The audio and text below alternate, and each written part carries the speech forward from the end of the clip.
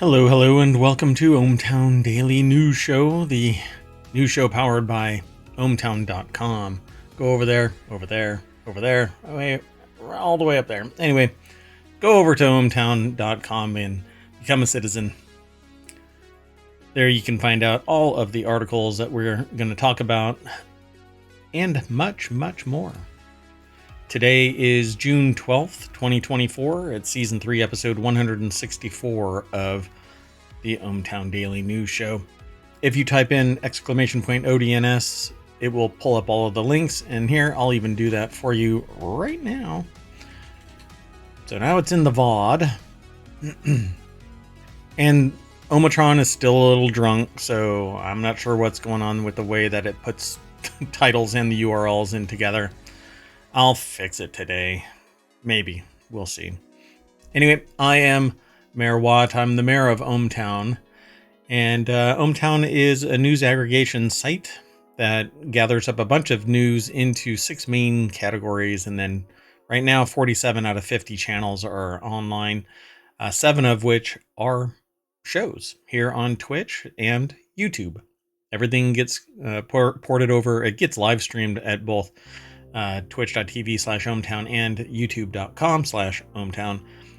Eventually it gets turned into a podcast, usually the next day, unless I can do it the same day. And over at, you can go over to the Discord, you can go to the Patreon, and of course the website.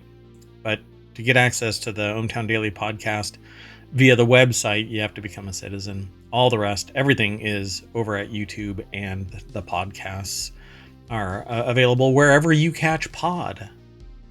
They're all the time, but this is a time machine episode. Mayor Watt had mayoral duties yesterday, and so I was actually on the road for 9 hours.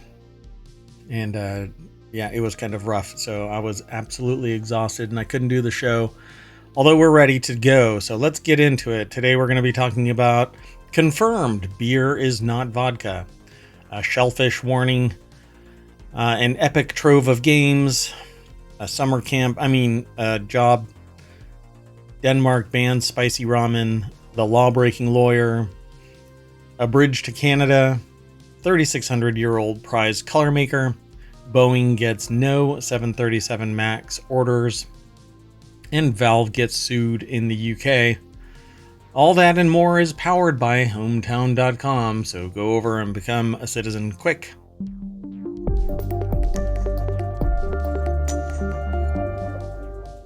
All right, let's get into the show.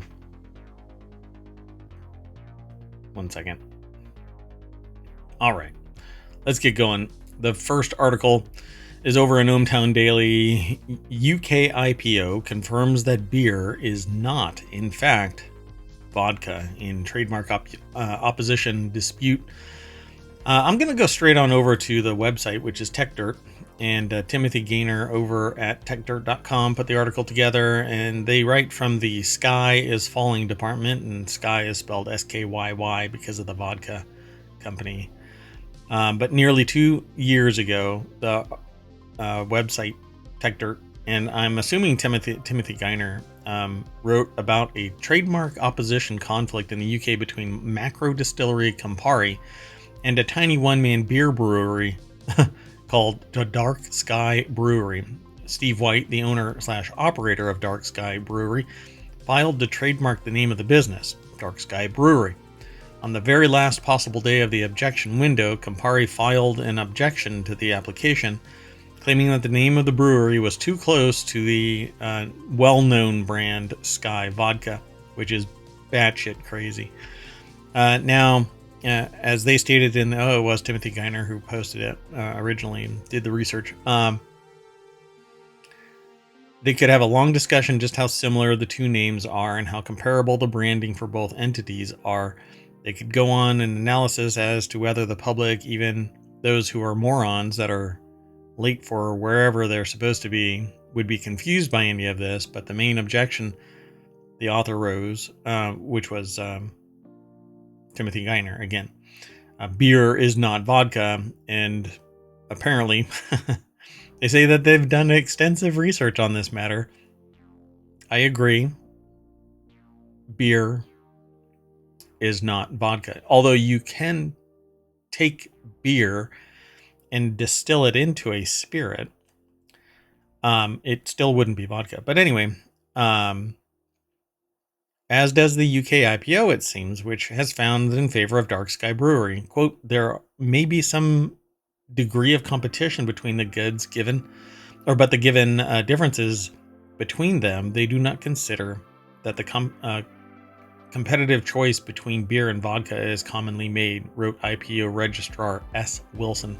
Wilson added, quote, I have no evidence before me to suggest that the producers of these goods are likely to coincide, nor do I consider it likely. In licensed premises, spirits are typically displayed in bottles behind a bar, whilst beer would be on taps at the front of the bar or in fridges. But in neither of these, it doesn't even matter. Dark Sky Brewery and Sky Vodka are two different animals, two different categories. So I'm not quite sure why this would ever matter. Unless in the future, Sky Vodka wants to create some dark breed of vodka, like I don't know, a flavored spicy vodka or something. I don't know, where it's been aged in a barrel, so like oak, and it's charred, and so it darkens the vodka, and they want to call it Dark Sky Vodka, and then it could become a confusingly similar, but then it's not on Dark Sky Brewery, it's on Sky Vodka to disambiguate the mark. So I think it's really stupid. So it says far too often trademark conflicts across alcohol industries, which really are more separate than aligned. All the different products sets, they get conflated, and it's because they're alcohol, and so they're in a category, but they break out based on their categories and their names. You just don't make it similar. I don't know. It's silly. Okay. So it's really interesting discussion. I don't want to go too deep into this about IP. I actually want to start up another channel, another show that focuses on that. But we'll talk about that later this summer of streaming. So let's go on to the next article, and it's over in the Mobile channel. FDA issues shellfish warning for paralytic toxins. Apparently, it says the warning applies to the following seafood that may cause paralytic shellfish poisoning, or PSP. And I'm going to go straight on over to the source, because this is actually kind of a longer list than is in the snippet. Like, ohmTown only aggregates what they provide, and I actually chop it quite a bit before the limit that they provide.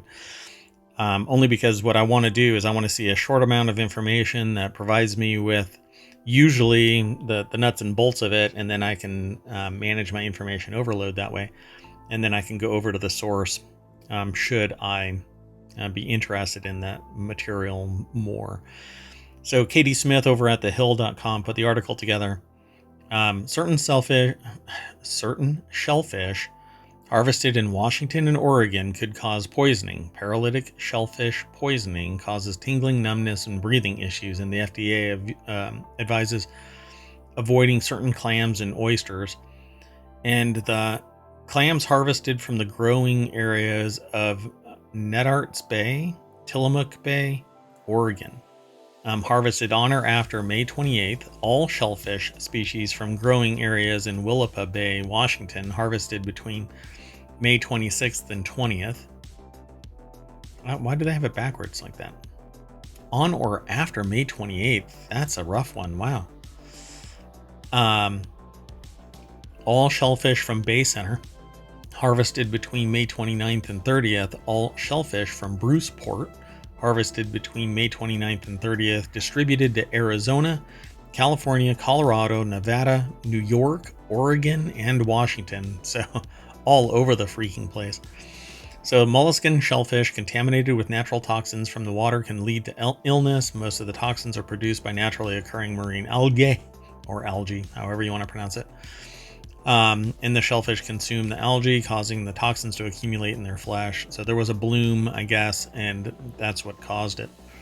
Consumers of these products experiencing symptoms of illness should contact their health care provider and report their symptoms to the local health department. Develops 30 minutes after eating, so it's pretty acute. Includes tingling of the lips, mouth, tongue, respiratory paralysis. That's the rough one. And numbness of the arms and limbs, I'd say. They have a typo in their thing. Anyway, there's your PSP not PSP, PSA for today. PSP is the paralytic shellfish poisoning. Anyway, let's keep going. This next article is over in ohmTown Daily. Epic Games database leak hints at a trove of unannounced games. I had a discussion with the sentient AI, which isn't here today. They're on site doing work. Well, they're working right now, so I can actually cat squish their neurons right now. Anyway, so they're not available, unfortunately. So an unofficial site tracking titles in the Epic Games library may have leaked a ton of upcoming games, as reported earlier by WCCF Tech. I've never heard of that site, but we'll have to pay attention to it. The site, called EpicDB, was taken offline shortly after it posted information scraped from the Epic Games store catalog on Monday, but that didn't stop people from scanning the list and posting their findings. According to this, it says you can see a list of games from publishers like Bethesda, Sega, Sony, Square Enix, and others, in a series of screenshots posted by a user on a Reset Era forum.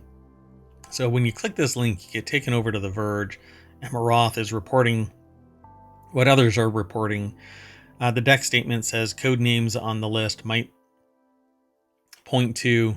Pardon me one second. Code names on the list might point to a Final Fantasy IX remake and the PC version of The Last of Us Part 2. Everything old is new again. Come on, we're in the middle of Steam Next Fest with all kinds of indie developers just crushing it. I've got a list of like 30 demos that I want to go through over the next 6 weeks. And let me tell you, some of these are amazing, and they're little demos because I like casual games and survival base builder kind of world building games. I don't like stuff being frenetic. I'm not a bullet hell kind of a person, or a Souls-like player, really. But I like these chill games, and let me tell you, there are a lot of chill games out there. So the unofficial site tracking titles in the Epic Games library was reported by WCCF Tech in a site called EpicDB. Then it was reported on Reset Era, and it says, while some, like Turok, seem easy or are easy to spot, others are listed under previously rumored codenames such as Parkside or Bioshock 4. Bioshock 4, that would be amazing. There are still other titles under codenames that they haven't heard of. Some users speculate that Momo could point to Final Fantasy IX remake, while Selma may be the port of Red Dead Redemption 1, which all of these old games coming to new platforms, I think it's fine, but if you buy it in one, then you have to buy it again in another platform. They never give you the rights to access it everywhere when you buy one. I've always thought that that's weird, sort of, because there was a time where you could buy music and you would get the license to stream it as well. You could just put in a code and it would pop up wherever you use the code, wherever it was licensed. But that's the same thing, I suppose. Wherever things are licensed, that's where you can play them. So Epic Games has since pushed an update preventing sites like Epic DB from scraping its list of unpublished games. Quote, "We released an update tonight, so third-party tools can't surface any new unpublished product titles from the Epic Store's catalog," Epic Games spokesperson Brian Sharon said in a statement to The Verge. And this is kind of one of the problems with anything that has an API. The moment that you grab something, if you connect to it, then you can exfiltrate information that isn't flagged properly, or maybe a misconfiguration somewhere. The article almost tells you nothing, though. So, really, was there anything going on? I don't know. Also, if you are interested in all of the podcasts, you can hit !pod. 6 of the 7 shows that we have are weekly shows that take place on Saturday and Sunday. So this coming Saturday and Sunday, you'll be able to come to Twitch and YouTube and watch Reality Hacker Wanted, Warcrafters, The Continuity Report, Technology Today, and Four Wheel Tech. Each is a niche that takes the news that we aggregate and is more focused within that given niche. And ohmTown Daily News Show is the holistic show across all of it. And I almost want to change the name of the show, but maybe in the future, we'll see. So this next article is over on ohmTown Daily. A Chick-fil-A in Louisiana is doing a $35 summer camp where kids see what it's like to work at a restaurant. I say AKA a job, but a Chick-fil-A in Louisiana is hosting a summer camp for kids to get an inside look at the chain. The location is the latest to offer the 3-hour event for children aged 5 to 12. Roughly 180 reservations costing $35 each were booked within a day of being announced. A Chick-fil-A restaurant in Hammond, Louisiana is hosting this summer camp for kids to get an inside look at the chain. Dominic Reuter over at BusinessInsider.com put the article together.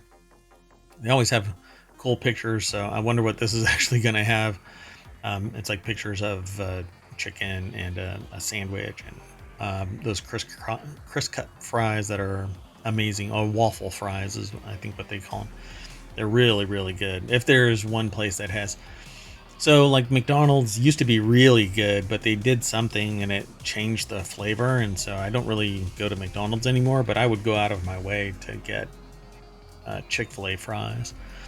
So it's promoted for kids 5 to 12, aged 5 to 12, to hang out behind the scenes, to work at, quote, America's favorite quick service restaurant. All right.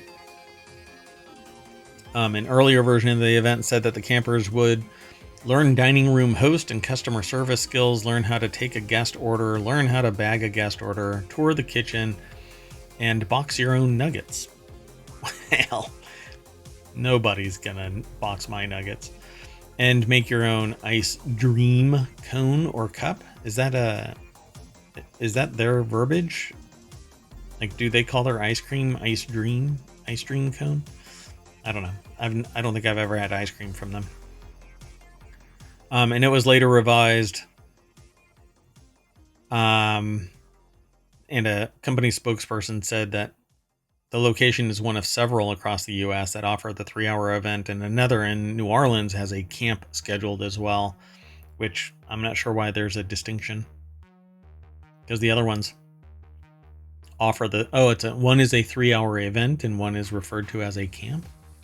The idea started with a Houston area restaurant owner 6 years ago and has grown so popular that this year's 200 spots sold out within 7 minutes. Dear God. Yeah, look at that. Oh, and so they have more videos and they have a video at the very end. But it links to how the Air Force Academy makes 10,000 meals a day for 4,000 cadets. I wonder if that's similar to how Chick-fil-A makes... Hold on a second. Yeah, all right. Let's keep going. This one I thought was really interesting because it says ohmTown Daily is where it's housed, but Denmark bans ramen noodles for being too spicy. Denmark's food safety agency has nixed 3 varieties of instant ramen. Their capsaicin content could be harmful to kids, the agency said. Wow. Samyang Bulldog, I guess it is. It says it's 3 times spicy, so hot chicken flavored ramen from Korea, I guess. The ramen brand Samyang said it's the first time its products have been recalled for being too spicy, which is going to do one thing. It's going to black market those noodles, and the price for them going into Denmark is going to be through the roof. So I guess people are going to be buying them online, and it's going to be shipped in. And if they're heavy-handed with that, it's going to piss people off. But who knows? The Danish Veterinary and Food Administration, the nation's food safety agency, announced it was recalling 3 varieties of instant ramen, saying the noodles are too spicy and that they could harm young children and some adults. Never mind, people making choices. To a point. If you're ignorant of it and it has signage like 3 times spicy and has basically everything on fire, and you still get it at its hottest, you're going to have one little bite of it and you're going to be done. So I don't really buy into this. And children aren't going to go and grab this unless they're dared by somebody who has had it. And then, I don't know. It's just not, I don't think it's that big of a deal. The DVFA said capsaicin content in noodles could cause burning, nausea, vomiting, and high blood pressure. Come on now. Yeah, sure. But people stop and then it stops, right? Unless something catastrophic happens, like they've concentrated the oils down and they've decided to throw it on their face, it's not going to be that big of a deal. It says we understand that the Danish Food Authority recalled the products not because of a problem in their quality, but because they were too spicy. This is the first time that they've been recalled for the above reason. They should have, I guess they couldn't say that it was the first time that they've been recalled. This opens up the floodgates to questions like, wait, you've been recalled for other reasons? I would have rephrased this to eliminate the whole, this phrasing. I would have said something along the lines of, our ramen was so spicy that the Denmark government had to pull it off the shelves or something like that. This is the first time that we've been recalled for the above reason and not our quality. That's funny. All right. But they got cool packaging. Let's keep going. The next article is over in the Law Nerd channel. Nosy lawyer busted for trying to hack into judges' emails. It says this has to be one of the least cool ways to get caught doing an espionage. I didn't know that an espionage. That it's just espionage. Anyway, the article is over at Above the Law. Chris Williams is the author. The ABA Journal is apparently the source of this. And it starts out with a recent big question in the YSL RICO case is how Brian Steele became aware of a private conversation that the judge had in his chambers. We talked about this a couple of days ago. Basically, an attorney found out that the judge had ex parte conversations with a witness.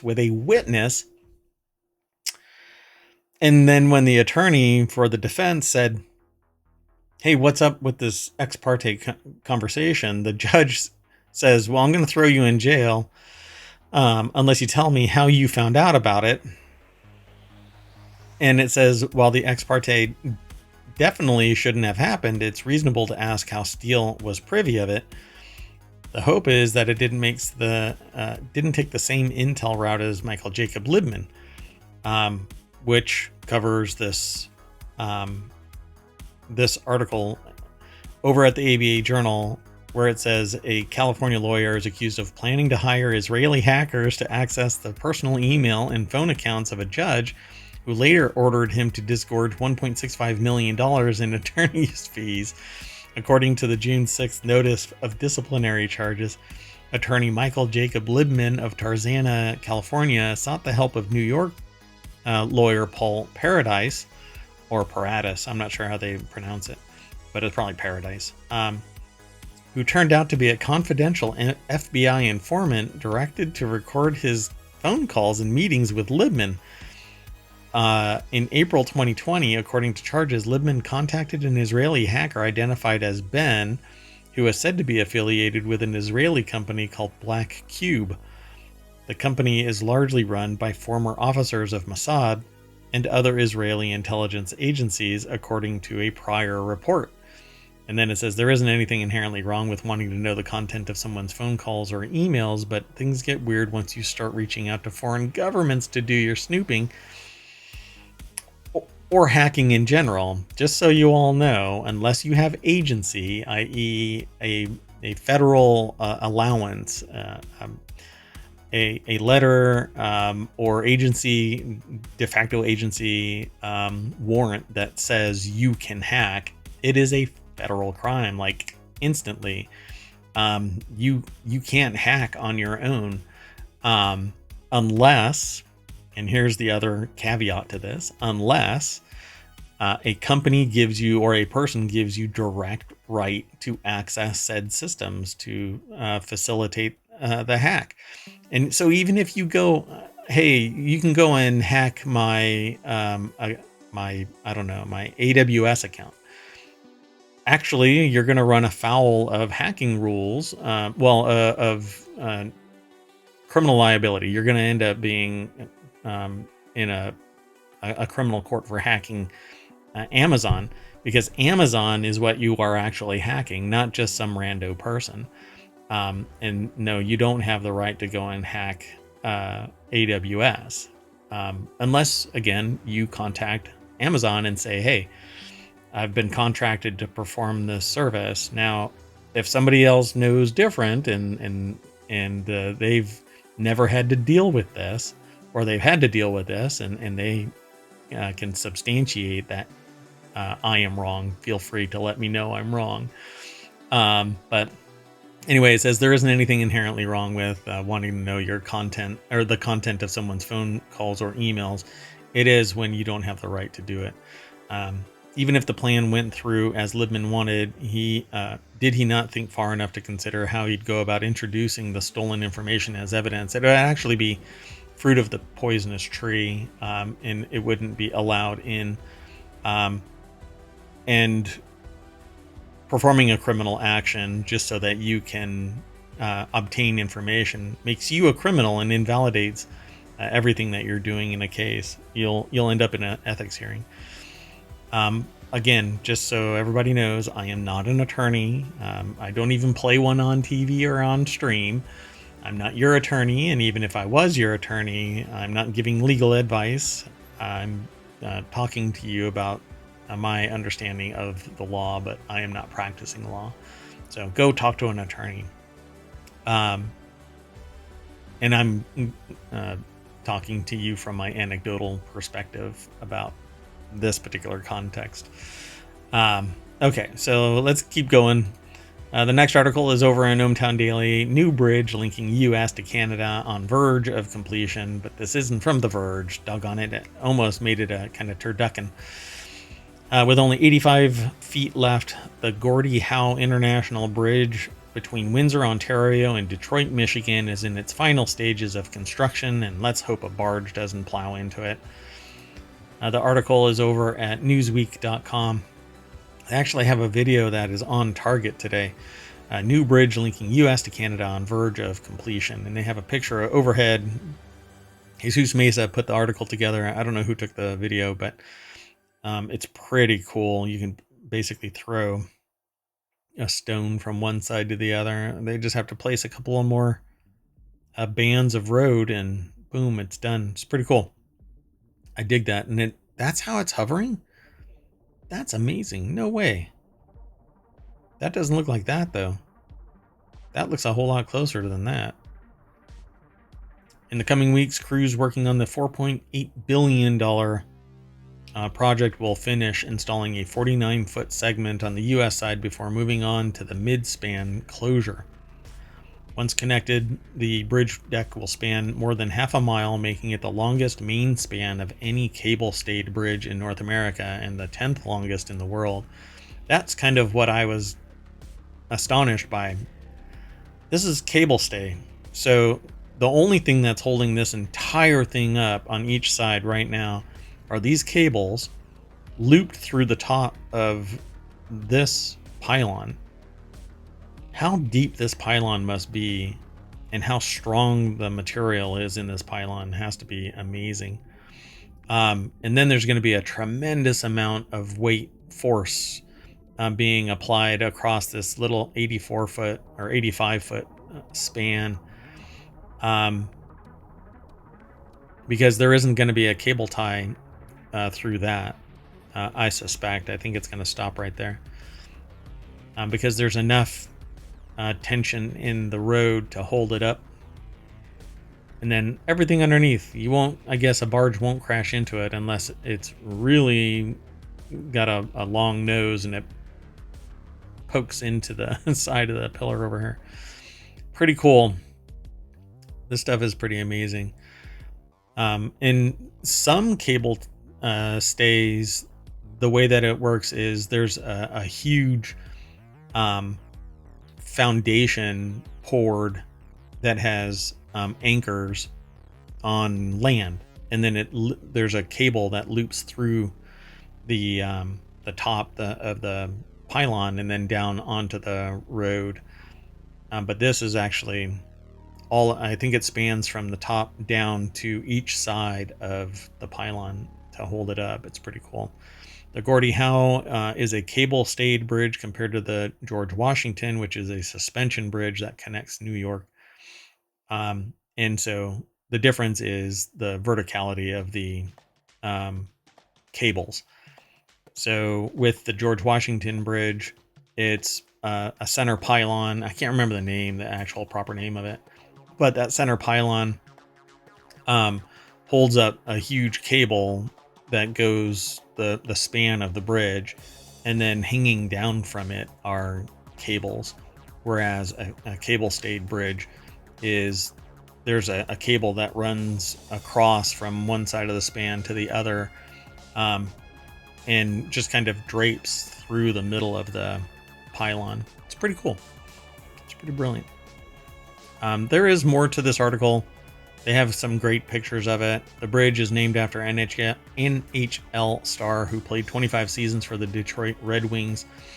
Will boast the longest composite steel and concrete bridge deck of any cable-stayed bridge worldwide. The span features 216 cable stays, with all but 10 already installed. Oh, so there are more that are going to come out. That's pretty amazing. The remaining cables will be installed in the coming days, according to the project managers. I wonder what it looks like inside the cable stays main route through the pillar, the main pylon, whatever you want to call it. I can't remember what it's called. Anyway, pretty cool. I'll have to go and look into it, because I don't know how that actually is laid out, if they're distributed across the various levels of the pylon. Okay, let's keep going though. Go and check out these links. All you have to do is type in !show notes, and that will give you all of the commands for each of the shows, !show notes. And then if you are interested in these particular articles, you can !ODNS, which is the ohmTown Daily News Show, and that will spit out all of the articles. This time I got it mostly right in terms of layout, but Ohmtron, go home, you're drunk. The next article, though, is over in ohmTown Daily, and it's archaeologists find 3,600-year-old site making ancient world's prized color. Is it purple? Yeah. So in later Roman times, the highly prized purple pigment was sometimes restricted by law so that only the emperor could wear it. Everybody's equal. Some are more equal. The article is over at newsweek.com, and the article was written by Aristos Georgiou. Yeah, excavations conducted in the ancient settlement of Colonna, located on the small island of Aegina off the coast of mainland Greece, have revealed the remains of two buildings from the 16th century BC that had collapsed on top of each other.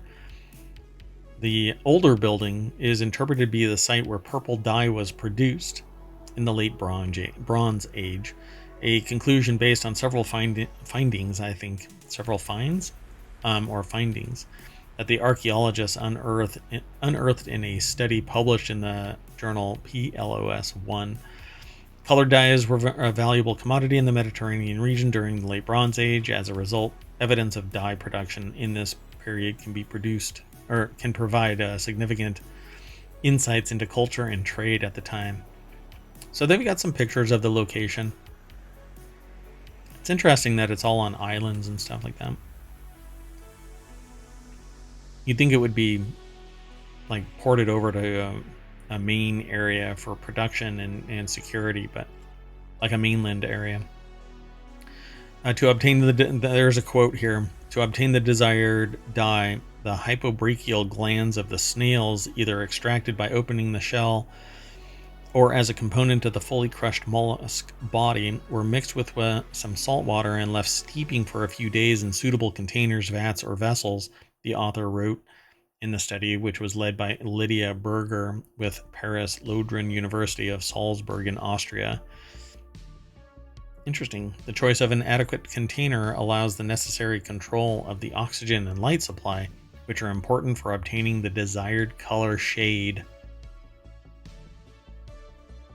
How the hell do you find out that, depending on how much light you allow your boiling container or vat to get, will change the color of it? It has to be by accident, right?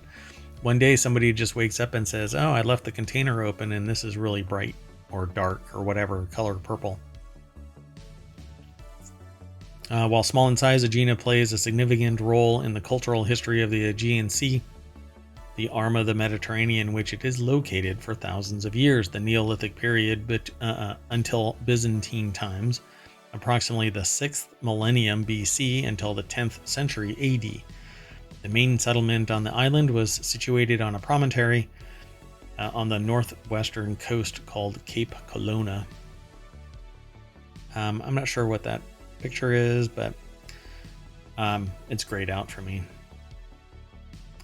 So this marine snail found throughout the Mediterranean is one of three main species, along with the spiny dye murex or Bolanus brandaris and the red-mouthed rock shell Stramonida hemastoma, which this has to be like blood red, that were exploited in antiquity to produce purple dye. And the dye is made from snails known as Tyrian purple, which was highly prized in the ancient world. Again, how does somebody find this out?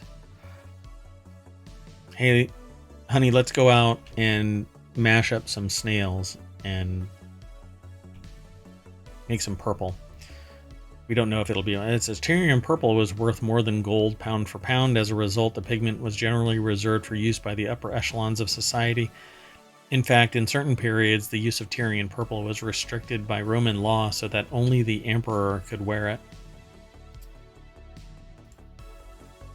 What a jerk. All right, folks.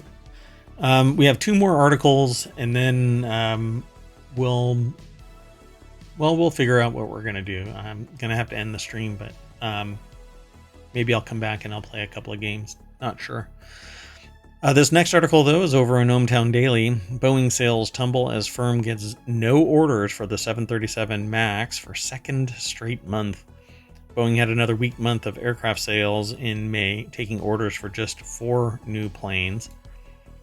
This is from the Associated Press, but it's published by abcnews.go.com. You can follow the link through ohmTown over. The video doesn't have anything to do with the plane. So the results released Tuesday compared unfavorably with Europe's Airbus, which reported net orders of 15 planes in May, 27 sales, but 12 cancellations. Oh, really? Yeah, I guess so. So Boeing also saw Aerolíneas Argentinas cancel an order for a single MAX jet, bringing its net sales for the month to 3. Shares of the Boeing company fell 3% in afternoon trading. I'm surprised it's only 3%. When I hear a joke about how they're gonna land this Starliner directly on a whistleblower in the Arizona desert, you know that there's something gone horribly, horribly wrong. Boeing hopes that the slow pace of orders reflects a lull in sales before next month's Farnborough International Air Show, which aircraft deals are often announced. It's weird in this day and age that there's an international air show, because what are they actually going to be showing off that can't be obtained via the internet immediately? Like, seeing it isn't really going to make me operate any different, other than the fact that what I want to see is data on reliability, maybe cost of the items, repairability, maintenance costs, etc., etc. All of the features of it, and all of that can be obtained via the internet. But I guess I'm a piss poor salesperson. Anyway, the Federal Aviation Administration is capping Boeing's production of 737s after a door plug blew out from an Alaska Airlines MAX. Allegations by whistleblowers that Boeing had taken shortcuts to produce planes more quickly, and reports of falsified inspection records on some 787 Dreamliner jets. Yeah, it's pretty rough out there for Boeing, but I guess rougher for the whistleblowers. Let's go on to the last article, and this one is, I was kind of shocked by this. So it's over on the Warcrafters channel, but it's from PC Gamer. And it says here, Valve is being sued in the UK for $843 million for overcharging 14 million PC gamers and abusing its dominant position with Steam. Which I don't understand. It is a store. Anybody else can start up a store. They just have to do everything that Steam did. I mean, why is it that when somebody provides something that is damn near frictionless in terms of acquisition of a product or service, at some point it becomes everybody else's problem? And so a government can sue a company simply because they are providing the least friction-born solution. Me as a developer, I don't want to sit there and have to spin up a website and a storefront and have to get a commercial account to do all of this stuff. See, like, if I want to accept credit cards, I either have to tie into some other service, right? Like PayPal, or Square, or have a website that does similar, like Squarespace. While I have several Squarespace sites, what I don't want to have to do is do it all over and over and over again for something that I can channel through and have babysat by Steam. So, like, no software that I'm selling is going to go through individual sites. It's going to go through Steam.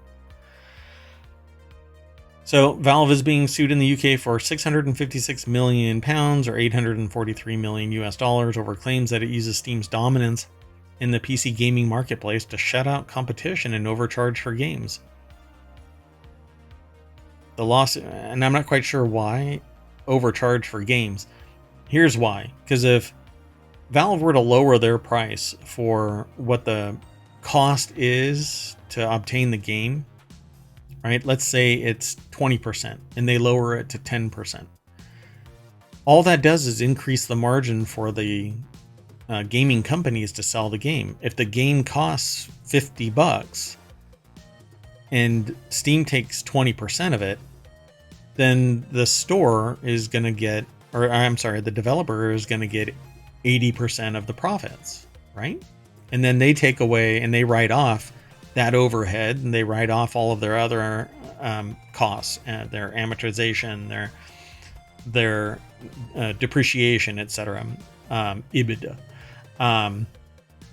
And so if Steam goes, or a Valve goes, okay, we're gonna drop it down to 10% instead of 20%. It's gonna be 90% that goes to the developer. The developer isn't gonna go, oh great, well now I have 90%, I can lower my margin by 10%. It's asinine because customers are still willing to pay. So the lawsuit filed on behalf of children's digital rights campaigner Vicky Shotbolt by law firm Milberg London accuses Valve of overcharging 14 million PC gamers and abusing its dominant position in the UK. Companies who hold a dominant position in the market are not allowed to charge excessive or anti-competitive prices. Valve doesn't set the price. Am I wrong here? Right? If Valve wants to price a game at whatever, then Valve can price the game at whatever. They're talking about with Steam, so I'm assuming this article is all about Steam, not a game, right? By Valve. So more legal headaches for Valve is the deck statement by Andy Chalk over at PCGamer.com.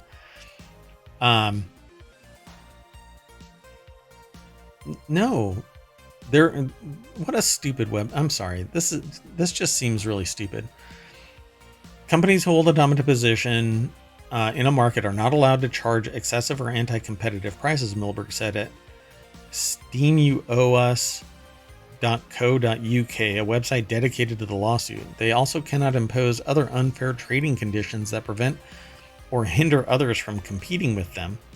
Quote, we believe Valve Corporation has been unfairly shutting out competition for PC games and in-game content, which has meant that UK customers have paid too much for these products.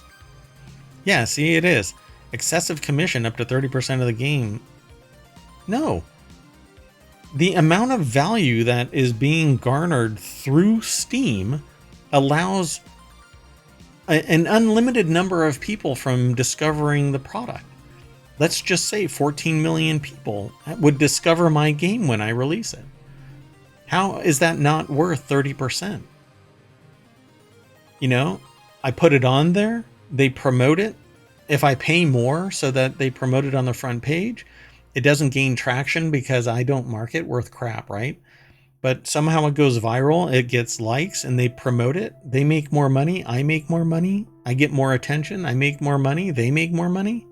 How is it not worth 30%? If I sell a game, if I sell no game because I can't build a site and allow people to purchase it, then I make no money, but I'm burning hundreds of hours of my existence to build a game.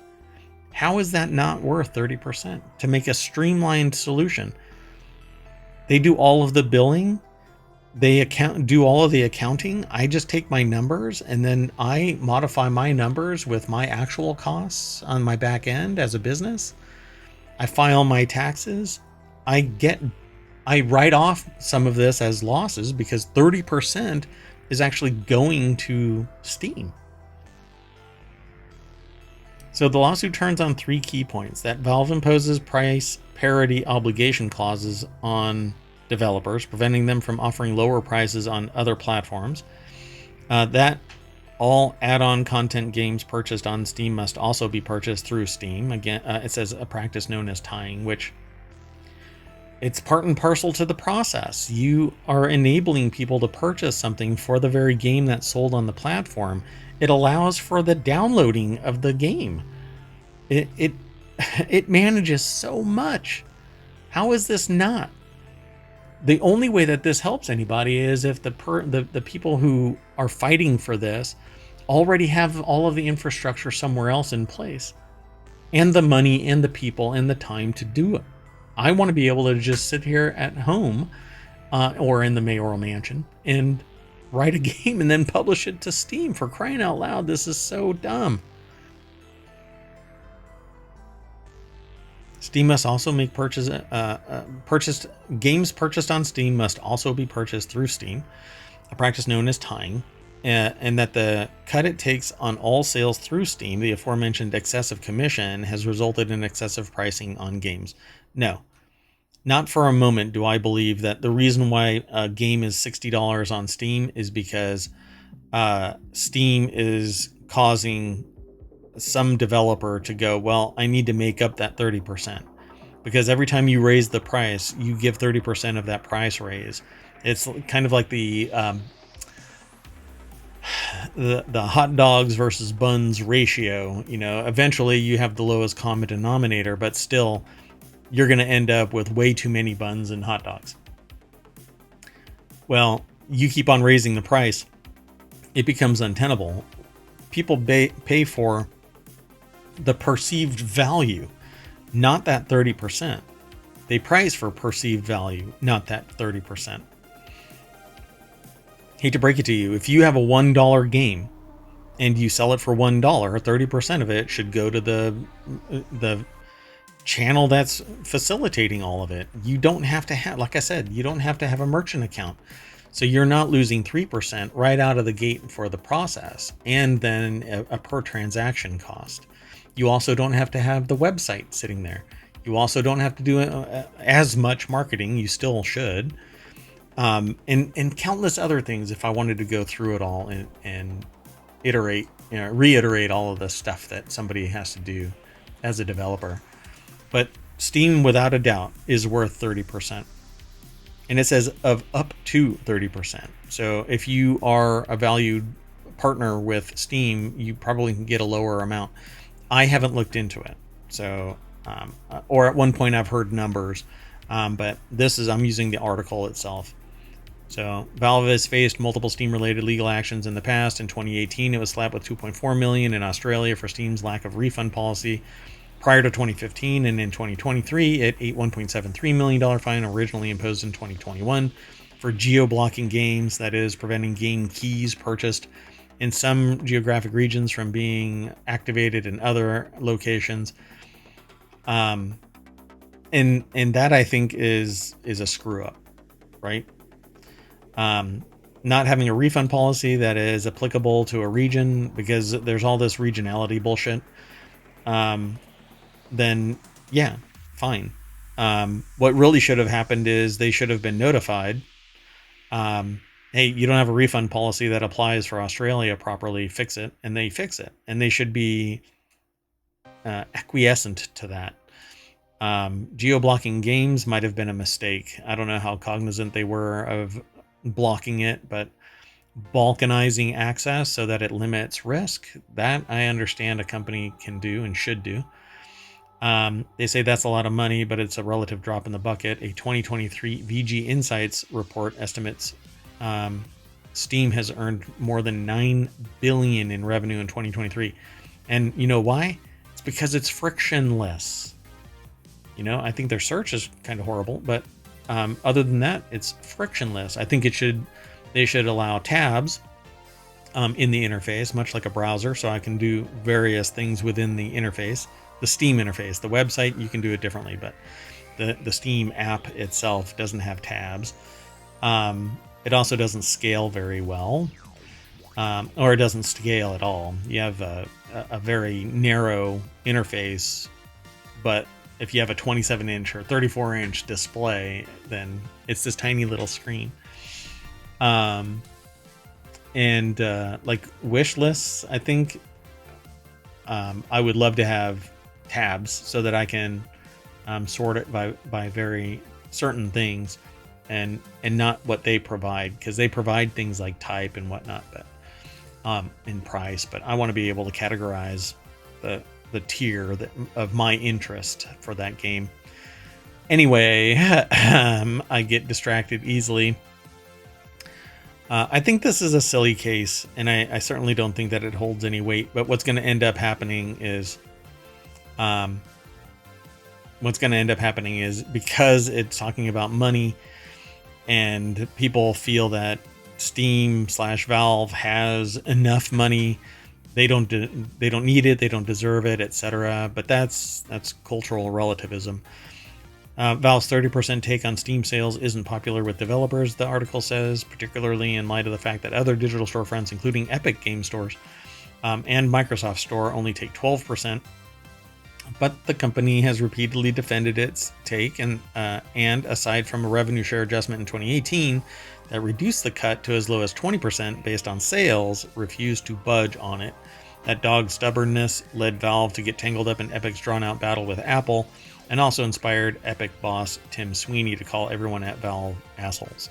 Which, let me tell you, if Epic was the one that was leading the market, I can almost guarantee you that they would have a 30% or even 20% or 25%, whatever. It wouldn't be 12%. The reason why they're doing it is so that they can acquire customers. So if you're the biggest dog on the block, apparently somebody's going to go after you. And while I'm not really fond of the fact that 30% of my game is profits is going to another company, it's part and parcel to doing business on Steam. I don't think a lawsuit is really it's going to force their hand, because you're going to have an entire lawsuit coming after you. And it's just bad for business overall. But 843 million, you're out of your freaking mind. I would fight that tooth and nail. Almost $1 billion. You're out of your mind. You provided the service. People were willing to pay for it. If you want to stop this, consumers need to speak with their wallet. No, I'm not going to buy it. You know, why isn't there should be this level of interest in lowering medical costs? This many lawsuits against insurance companies and medicine producers and et cetera, that it's, you know, thousands upon one person's IV thing of medication I read was $85,000. One bag, one thing. One treatment, for crying out loud. 85, and that's probably cheap. But you don't have any bargaining power. You can't speak with your wallet. You can't step away and go, no, I'm not going to do it. Why? Because you're going to die. This is a freaking game. If you don't want it, you don't pay it. So there must have been value in it. So why don't consumers step the hell away from it and go, this is how we're going to all work together? A union of consumers that speaks with their wallet and embargo. Fine. But that's not what happens. Go look at the CEO of Reddit. The CEO of Reddit edited a post, got called out for it, and then told people, you'll be back. And everybody went back. A couple of years later, they do something again, killing off excess weight of API, what they call abusers, so that they were more attractive to investors for their IPO. And again, the CEO goes, quit your bitching, you know you're going to be back. And everybody came back. Again and again. Speak with your wallet. A lawsuit doesn't really do anything other than embitter everybody.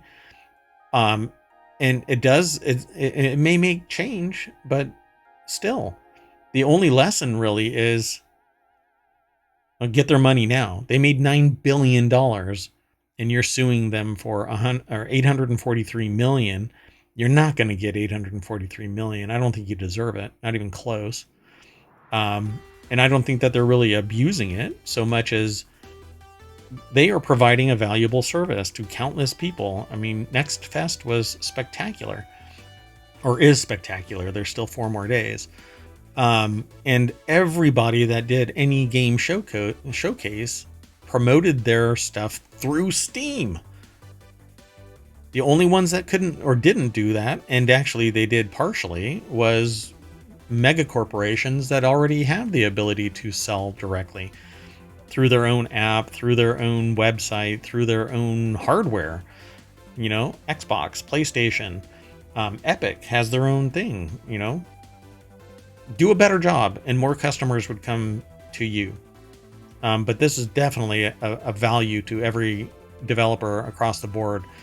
And any developer that says that they're pissed about Valve's 30%, please come and talk to me.